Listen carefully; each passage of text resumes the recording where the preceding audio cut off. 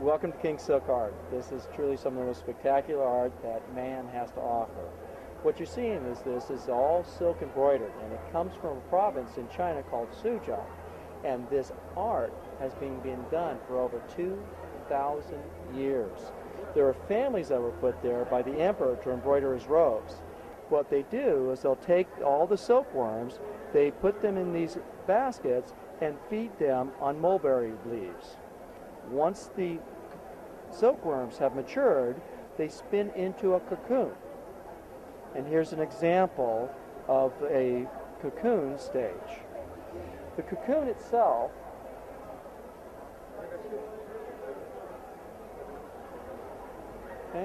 and what they do with this is they'll take a vegetable dye, permeate the silk with the dye. So what you're looking at is an organic to an organic. So the dye becomes a permanent fixture in the silk thread, and so it will never lose its color. They can get about 2,000 feet out of one cocoon of that very, very fine fiber. This is thinner than a human hair. They'll then take this and literally just start stitching it. As part of it, the first thing they'll do is they'll split the thread down to a specific count of the thread itself. The thread starts with a total of 16 strands. Depending upon the quality of the piece, they will determine how many strands they use to actually do the work.